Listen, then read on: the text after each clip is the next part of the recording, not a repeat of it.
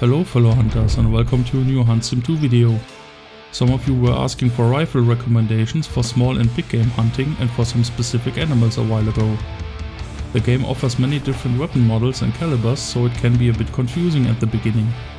Even though I already answered your comments, I think it's time to do a quick weapon guide for new players, so let's get started.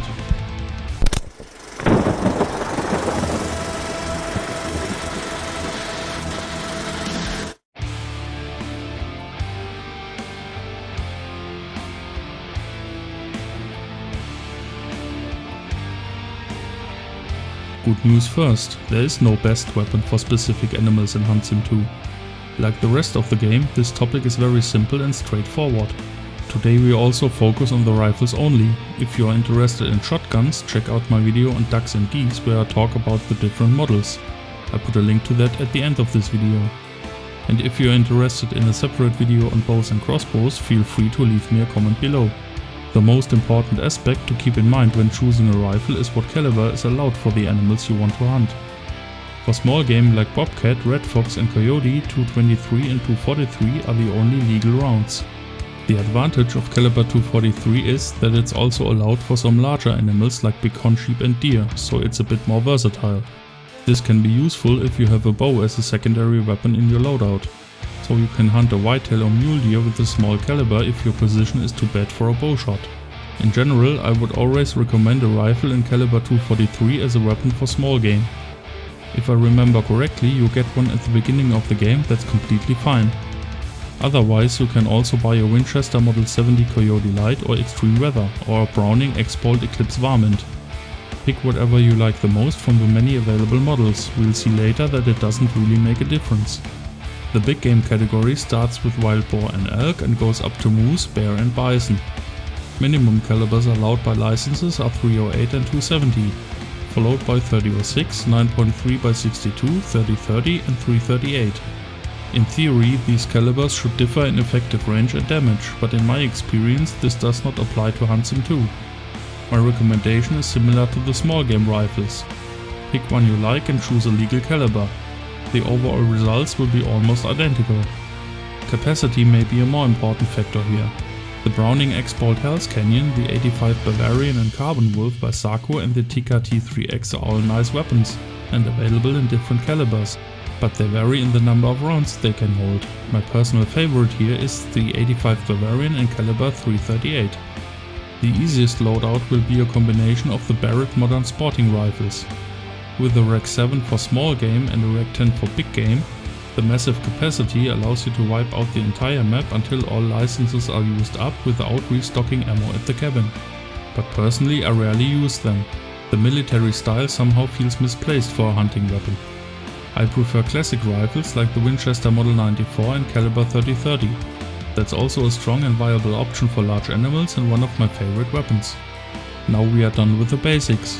In fact, you only need 2 guns in the game to hunt everything except rabbits and birds. Like I said before, you can choose what you like the most as long as calibers are legal. You might ask why there are so many weapons in the game, but all of them are somehow similar. It's clear that a lot of licensing was involved. All weapons and clothing have a brand and logo. So to meet the contracts, probably a certain amount of gear from each brand had to be included. For me as a collector type player, this is actually not bad. I like to buy and collect everything possible, but I would prefer that weapons and calibers offer more different characteristics. But now we finally stop with boring theory and shoot something to look at ballistics and bullet drop. That's what we have a shooting range for, right? Sadly, it's not designed for this at all. The longest distance is only 150 meters and the targets don't show exactly where our shot hits. So we need to get creative, it's time for some redneck ballistics.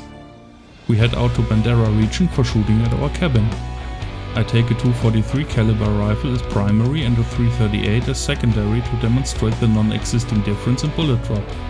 We start with a range of 150 meters and our friend, Mr. Green Plastic Bucket, represents the lungs of our animal. I aim at the top of the bucket as a fixed level for each shot. In the wooden boards of the cabin we should see where we hit.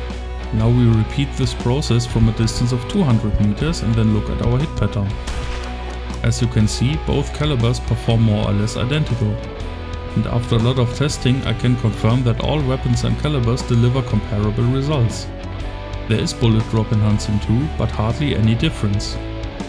If we assume our aiming point to be the top of the lung, we would have scored perfect lethal hits from 150 meters. From 200 meters, shots would also be deadly and hit in the middle of the organ. So we found a lethal distance range to place easy shots and avoid spooking the animal. From shorter distances you can aim a bit lower, but in the range around 200 meters I recommend to aim at the upper part of the lung. When it comes to long range shooting, things get more difficult, but honestly also a bit disappointing. As mentioned in other videos, the game is not designed for this. One reason are the available scopes, which are really bad. The zoom is not adjustable and the maximum magnification is 6. Additionally, the marker lines in the lens are way too thick. For example, if we want to hit a bison from 350 meters, we have to place the shot roughly above the animal. Since there is no weapon calibration or zeroing, the whole thing becomes a lottery. If the shot lands too far behind the lungs, we hit the intestines at best and have to set a second shot on the run or follow the animal until it bleeds out. This takes about the same amount of time for all calibers, by the way, so there's not really a difference in damage. In conclusion, I would not recommend trying more than 400 to 500 meters maximum range.